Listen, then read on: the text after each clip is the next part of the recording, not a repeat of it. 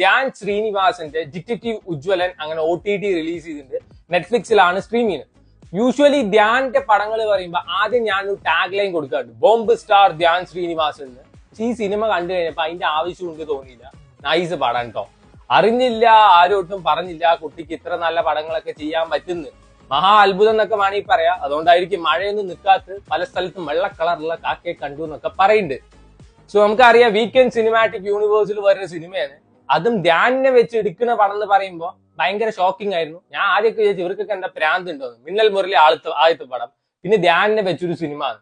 കാരണം അണ്ണൻ റിസർച്ച് ചെയ്തിരിക്കുന്നത് ഓലപ്പടക്കം, മാലപ്പടക്കം, ചീനിപ്പടക്കം, അമിട്ട്, അതേപോലെ തന്നെ ഗുണ്ട്, grenade, atomic bomb, nuclear bomb, ഇതിലൊക്കെ PhD എടുത്ത മനുഷ്യൻ ഒരു പടം എന്നൊക്കെ പറയുമ്പോൾ എല്ലാവരും എക്സ്പെക്ടേഷൻ ഏത് ലെവലായിരിക്കും എന്ന് അറിയാലോ.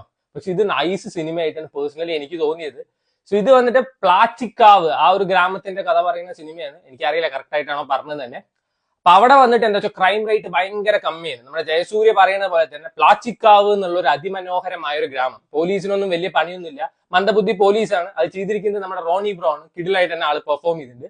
സോ അവിടെ വന്നിട്ട് ഒരു ദിവസം പെട്ടെന്ന് ഒരു കൊലപാതകം നടക്കുന്നു, പിന്നെ കണ്ടിന്യൂസ് ആയിട്ടുള്ള സീരിയൽ കില്ലിങ്സ് നടക്കുന്നു. പിന്നെ ഇത് അന്വേഷിക്കുന്ന നമ്മുടെ ധ്യാൻ ശ്രീനിവാസനും അതേപോലെ തന്നെ വേറെ പോലീസ് ഓഫീസറായ സിജു വിൽസന്റെ കഥ പറയുന്ന സിനിമയാണ്. സോ ഇത് എല്ലാവർക്കും അറിയുന്ന കാര്യം തന്നെയാണ്. നല്ല പടം കേട്ടോ. എനിക്ക് അത്യാവശ്യം ഇഷ്ടപ്പെട്ട ഒരു സിനിമയാണ്. ധ്യാൻ ശ്രീനിവാസിനെ പ്രസന്റ് ചെയ്ത രീതിയാണ് എടുത്തു പറയുന്നത്. ധ്യാൻ ശ്രീനിവാസൻ വേർഷൻ 2.0 എന്നൊക്കെ അവർ വെറുതെ പറഞ്ഞൊന്നല്ല, നല്ല വൃത്തിക്ക് പ്രസന്റ് ചെയ്തിട്ടുണ്ട്. യൂഷ്വലി ധ്യാന്റെ പടങ്ങളിൽ കണ്ടിട്ടുണ്ടാവും കുളി നനയില്ലാത്ത ഭയങ്കര മടിയനായിട്ട് ഒന്നിനും കൊള്ളാത്ത ഒരു ക്യാരക്ടർ ആയിരിക്കും. ഇതിൽ ഇങ്ങനെ കാണാൻ തന്നെ ഒരു ഐശ്വര്യമാണെന്ന് വേണമെങ്കിൽ പറയാൻ. ധ്യാൻ നല്ല വൃത്തിക്ക് പെർഫോം ചെയ്തിട്ടുണ്ട്. ധ്യാൻ ഈ മറ്റേ കുറിയൊക്കെ തൊട്ട് വരുന്ന ആദ്യമൊക്കെ കാണാൻ നല്ല രസമായിരുന്നു. ധ്യാനിന് ഇൻട്രോ കൊടുത്തിരിക്കുന്ന സമയത്ത് BGM അടിപൊളിയായിരുന്നു കേട്ടോ. ഇതിൽ മ്യൂസിക് വർക്കൊക്കെ അത്യാവശ്യം കൊള്ളാം. സോ ഈ സിനിമ തുടങ്ങുന്ന സമയത്തിന് കോട്ടയം നസീറിന്റെ തമാശയും കാര്യങ്ങളായിട്ടൊക്കെ നല്ല രസമായിരുന്നു. ഒരു ത്വര തോന്നും നമുക്ക് ഈ സിനിമ കാണുന്നത്. അതിന്റെ ഫസ്റ്റ് 30 മിനിറ്റ്സ് ഒക്കെ അടിപൊളിയാണ്. കോമഡി സീൻസ് ഉണ്ട്, ത്രില്ലിംഗ് മൊമെന്റ്സ് ഉണ്ട്, വീണ്ടും കോമഡി സീൻസ് ഉണ്ട്, ത്രില്ലിംഗ് മൊമെന്റ്സ് ഉണ്ട്. പക്ഷെ ഇമോഷണൽ കണക്ഷൻ ഒക്കെ ഒരു കൊലപാതകം നടക്കുമ്പോൾ മാത്രമേ കിട്ടിയിട്ടുള്ളൂ. ബാക്കി സീറോ ഇമോഷണൽ കണക്ഷൻ എന്ന് വേണമെങ്കിൽ പറയാം. സോ ധ്യാൻ ശ്രീനിവാസൻ പെർഫോം ചെയ്ത് കഴിഞ്ഞാൽ കിടിലായി പെർഫോം ചെയ്യുന്ന സിജു വിൽസൺ ആണ്. കറക്റ്റ് ആ ഒരു ആറ്റിറ്റ്യൂഡ് പിടിച്ച ആള് കിടിലായിട്ട് തന്നെ പെർഫോം ചെയ്തിട്ടുണ്ട്. സോ ഈ സിനിമയുടെ ടുവേർഡ്സ് എൻഡ് ഒക്കെ ആവുന്ന സമയത്ത് ഈ മറ്റേ കൊലപാതകം നടത്താനുള്ള ആളുടെ മോട്ടീവ് ഒക്കെ കേൾക്കുമ്പോൾ അയ്യേ ഇതെന്തോന്ന് നമ്മൾ വിചാരിക്കും, ഒരു ലോജിക് ഇല്ലല്ലോ തോന്നും. പക്ഷെ ആ സമയത്ത് അവർ 1-2 ട്വിസ്റ്റും ടേണൊക്കെ കൊണ്ടുവന്നിട്ട് അത് കോപ്പപ്പ് ചെയ്ത് കൊണ്ടുപോയിട്ടുണ്ട്.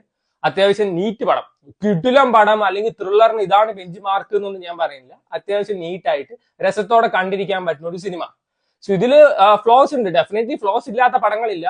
ഇതിൽ ധ്യാൻ ശ്രീനിവാസന്റെ ഫ്രണ്ട് ആയിട്ട് ദാസ് പറഞ്ഞിട്ടൊരു ക്യാരക്ടറെ പറ്റി പറയുന്നുണ്ട്. ആ കൊച്ചിന് എന്ത് പറ്റി, എങ്ങനെ പറ്റി, അതൊന്നും പിന്നെ മിണ്ടില്ല.